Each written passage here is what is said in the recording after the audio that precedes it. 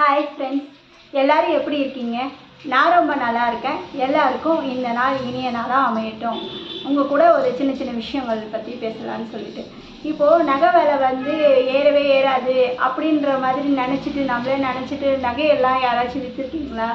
நான் அந்த மாதிரி தான் பண்ணிட்டேன். நான் என்ன பண்ணேன்னா, திரும்ப வாங்கிக்கலாம் அப்படின்ற ஒரு எண்ணத்தில் நிறைய நகையை வந்து விற்றுட்டேன்.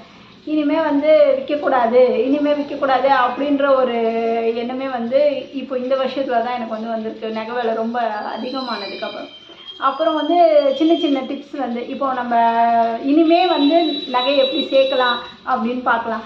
இப்போது நான் என்ன பண்ணுவேன்னா, நான் ஏதாவது நகையை அடமானம் வச்சுன்னா கொஞ்சம் பெரிய ரேட்டுக்கு வந்து வைக்க மாட்டேன். ஒரு 4-5 நகையாக இருந்ததுன்னா கூட அதை பிரித்து சின்ன சின்ன ரேட்டுக்கு வைப்பேன். அதை வந்து இப்படி நான் எழுதி வச்சுருவேன்.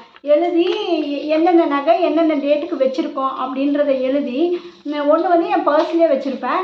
இன்னொன்று வந்து நான் பூஜை அறையில் வந்து சாமிக்கு காலடியில் வச்சுருவேன். எப்போவுமே பூஜை பண்ணும்போது இந்த நகைகள்லாம் சீக்கிரமாக திருப்பிடணும் அந்த மாதிரி நினைப்பேன். இன்னொன்று வந்து இப்போது சமீபத்தில் நான் வைக்கிற நகைகள்லாம் வந்து சின்ன சின்ன அமௌண்ட்டாக பிரித்து வச்சுருக்கேன்.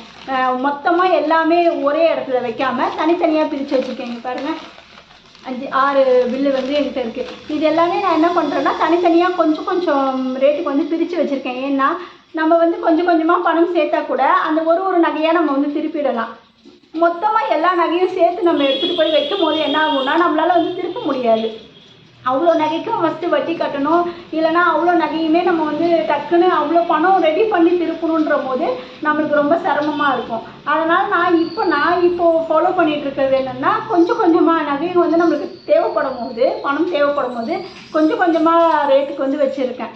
அப்படி வைக்கும் போது நம்ம வந்து டைலரிங்லேயோ நம்ம சம்பாதிக்கிற காசை கொஞ்சமாக வீட்டில் சேர்த்து வைக்கும் போது கிடைக்கிற அமௌண்ட் வச்சு நம்ம திருப்பிக்கலாம்.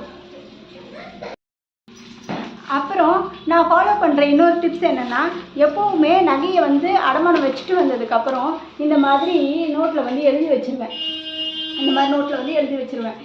எப்போ நம்ம வந்து எந்தெந்த மாதத்தில் எந்தெந்த டேட்டில் வச்சுருக்கோன்னு சொல்லிட்டு. ஏன்னா இப்போ நம்ம வந்து ஒரு சின்ன அமௌண்ட்டுக்கு வச்சுருக்கோம். இப்போ அடுத்த மாதம் அந்த தேதி வரப்போது வச்சுக்கோங்களேன். அதுக்குள்ளே நம்ம அந்த காசை நம்ம வச்சுருந்தோம்னா இதை அடிக்கடி எடுத்து பார்க்கும்போது அந்த 1 மந்த்து வட்டிக்குள்ளேயே நம்ம திருப்பிடலாம் அந்த நகையை. நான் அந்த மாதிரி நிறைய நகையை எடுத்திருக்கேன். இந்த மாதம் ஒரு 10,000 ஒரு 5,000 ரூபாய்க்கு ஏதாவது ஒரு நகையை நான் வச்சுருப்பேன். அடுத்த மாதம் அந்த தேதி வரதுக்குள்ளே இந்த 5,000 ரூபாய் நகையை வந்து திருப்பணும்னு ஒரு டார்கெட் வச்சுருப்பேன். அந்த டார்கெட் நோக்கி நான் வந்து கொஞ்சமாக காசை வந்து சேர்த்து வச்சு அந்த டார்கெட் நோக்கி போயிட்டு அந்த டேட்டுக்குள்ளேயே அந்த நகையை எடுக்கும் போது நம்மளுக்கு ரொம்ப சந்தோஷமாக இருக்கும். 1 மாதம் வட்டி தான் கட்டியிருக்கோம், அந்த மாதிரி ஒரு சந்தோஷமாக இருக்கும். அப்படி 2-3 நகை நம்ம வச்சுருக்கும் போது திருப்ப முடியாத போது நான் அதை வந்து பர்ஸ்லேயே எழுதி வச்சுருப்பேன். அடிக்கடி நான் வந்து யூஸ் பண்ணுற டைரியில் வந்து இந்த மாதிரி எடுத்து வச்சுட்டு இதை எடுத்து பார்த்துட்டே இருப்பேன். இதை பார்த்துக்கிட்டே இருக்கிறதுனால திருப்ப முடியுமான்னு கேட்டிங்கன்னா, கண்டிப்பாக அதுக்கான வழி நம்மளுக்கு கிடைக்கும். அப்போ வந்து நம்ம வந்து கடன்னு திருப்பிடலாம்.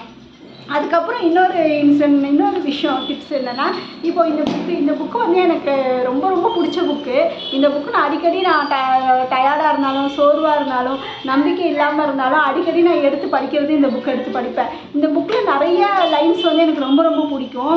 அதில் வந்து குறிப்பிட்டு ஒரு லைன் வந்து ரொம்ப பிடிக்கும். அது என்னென்னா, நீங்கள் வேண்டுவது உங்களுக்கு நிகழ்த்தி தருவதற்காக இந்த பிரபஞ்சம் அது இருத்தலையே இடம்பெயர செய்யும் அப்படின்ற ஒரு லைன் இதில் இருக்கும்.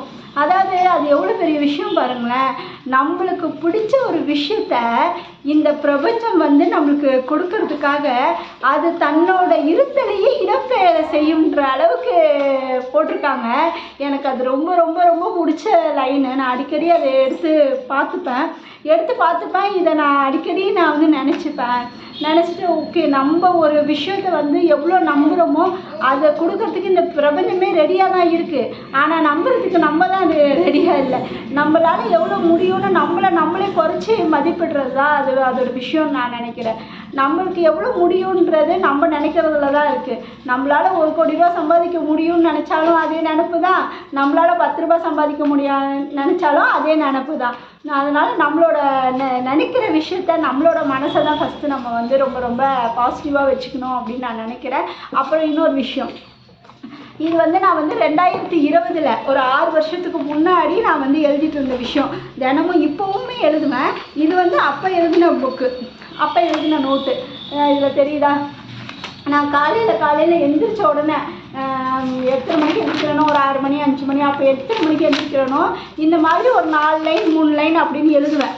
எப்போவுமே எழுதுறேன். நான் நல்லா இருக்கேன், நான் ரொம்ப சந்தோஷமாக இருக்கேன், இது மாதிரி எனக்கு நிறைய கஸ்டமர்ஸ் வராங்க அப்படின்னு எனக்கு என்னென்ன தேவையோ எனக்கு என்னென்ன தோணுதோ அது எல்லாமே நான் வந்து இந்த மாதிரி எழுதுவேன். இதெல்லாம் வந்து 2020 எழுதின விஷயங்கள். இதில் இப்போ 2026 நம்ம இருக்கோம். நம்மளுக்கு வந்து இதெல்லாம் நடந்திருக்கா கேட்டிங்கன்னா இதில் நிறைய விஷயங்கள் நடந்திருக்கு. ஃபஸ்ட்டு வாடகை வீட்டில் இருந்தோம், இப்போ வந்து நாங்கள் லீஸுக்கு இருக்கோம். அந்த மாதிரி லீஸ்க்கு எடுத்தோம்னா அந்த வாடகை அமௌண்ட்டை வந்து சேர்த்து வைக்கலாம் அப்படின்ற ஒரு எண்ணத்தில் லீஸ்க்கு வந்துட்டோம். அந்த மாதிரி இப்போ நிறைய விஷயங்கள் வந்து இதில் இருக்கிற விஷயங்கள் வந்து நம்ம எழுதுகிற விஷயங்கள் வந்து நடந்திருக்கு. எனக்கு நிறைய விஷயங்கள் நடந்திருக்கு. நான் காலையில் எந்திரிச்ச உடனே எழுதுவேன். சம்டைம்ஸ் வந்து நைட்டு தூங்கும் போது எழுதுவேன். சில நேரங்களில் வந்து நம்மளுக்கு தூக்கம் வராது. ஒரு விஷயம் வந்து நடக்கணும்னு நம்ம நினச்சிட்ருப்போம். அந்த நேரங்களில் வந்து நம்மளுக்கு தூக்கமே வராது. அந்த மாதிரி நேரங்களில் கூட நான் நிறைய நேரம் வந்து எனக்குன்னு இந்த இருக்கிற டைரியில் வந்து நான் நிறைய விஷயங்கள் வந்து நான் அச்சீவ் பண்ணணும்னு சொல்லிட்டு நிறைய விஷயங்கள் எழுதுவேன். அதில் வந்து நிறைய விஷயங்கள் நடந்திருக்கு. இது என்னோடய அகக்காட்சி புத்தகம். நான் அகக்காட்சி புத்தகம்ன்றது வந்து எப்படின்னா, நம்ம ஒரு விஷயம் நடந்துருச்சு அப்படின்ட்டு நினச்சிட்டு அது நடந்த மாதிரியே எழுதணும் அப்படின்னு சொல்லுவாங்க. என்னால் அந்த மாதிரி நான் நினச்சி என்னால் எழுத முடியுமான்னு எனக்கு தெரியல.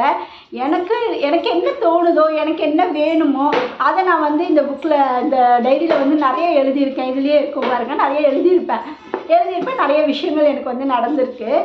அப்புறம் இன்னொன்று உங்கள்கிட்ட ஷேர் பண்ண வேண்டிய விஷயம் என்னென்னு பார்த்தீங்கன்னா, நீங்களும் நம்பிக்கையோடு எழுதி வைங்க. நம்பிக்கையோடு எழுதுங்க. இந்த டைரியும் அதுதான். ஒன்றுக்கும் ஒரு டைரி வச்சுருக்கேன் அது எழுதுறதுக்கு. அப்புறம் வந்து நம்மளோட டைலரிங் நம்ம ஆர்டர் எடுக்கிறதுக்கு அதுக்கு வேறு டைரி வச்சுருக்கேன். இந்த மாதிரி ஒரு விஷயம் எழுதுவேன். எழுதிட்டு நம்மளுக்கு வர காசை வச்சுட்டு நம்ம வந்து நகைக்கு வந்து இன்வெஸ்ட் பண்ணலாம். நகைக்கு இன்வெஸ்ட் பண்ணி நகையை வாங்கலாம். கொஞ்சம் கொஞ்சமாக நம்ம வந்து திரும்ப இப்போ வந்து சேர்க்க ஆரம்பிக்கலாம். நகையை வந்து சேர்க்க ஆரம்பிக்கலாம். இப்போ நான் நிறைய நகை வந்து அடமானம் வச்சுருக்கேன். நான் திருப்பின உடனே ஒரு நகையை திருப்பின உடனே உங்களோட ஷேர் பண்ணிக்கிறேன். அப்புறம் அவ்வளோதான். வேறு ஏதாவது டிப்ஸ் இருந்தால் நான் சொல்கிறேன். உங்களுக்கு ஏதாவது டிப்ஸ் இருந்தால் நீங்கள் வந்து என் கூட ஷேர் பண்ணிக்கோங்க. எனக்கு வந்து ஏதாவது ஐடியா சொல்லணும்னு நினச்சிங்கன்னா கமெண்ட்டில் சொல்லுங்கள். எல்லா நண்பர்களுக்கும் நண்பிகளுக்கும் வணக்கம். அவ்வளோதான். இப்போ இதோட இந்த வீடியோ முடிச்சுக்கிறேன். அப்புறம் நெக்ஸ்ட்டு வந்து எனக்கு தெரிஞ்ச டிப்ஸ் எல்லாம் உங்களோட நான் ஷேர் பண்ணிக்கிறேன். உங்களுக்கு ஏதாவது டிப்ஸ் ஏதாவது தெரிஞ்சிச்சுனாலும் எனக்கு வந்து கமெண்ட்ஸில் சொல்லுங்கள். நகையை வந்து பேங்க்கில் அடமானம் வச்சு நகையை வாங்கலாமா அப்படின்னு ஒரு விஷயம் இருக்குது. நான் அதை பண்ணியிருக்கேன். அதில் எவ்வளோ ப்ராஃபிட் வந்தது, எப்படி அதை வாங்கினேன், அது வந்து நான் அந்த நகை அடமானத்தில் இருக்குது. நான் அதை திருப்பின உடனே உங்களுக்கு வந்து தனியாக ஒரு வீடியோ போடுறேன். கண்டிப்பாக அதை நான் திருப்பின உடனே தான் உங்களுக்கு வந்து அதோட டீட்டெயில்ஸ் வந்து நான் சொல்கிறேன். அது லாபமா நஷ்டமா என்ன ஆச்சு அப்படின்றத வந்து நான் டீட்டெயிலாக இன்னொரு வீடியோவில் வந்து உங்களுக்கு ஷேர் பண்ணுறேன். நன்றி, வணக்கம்.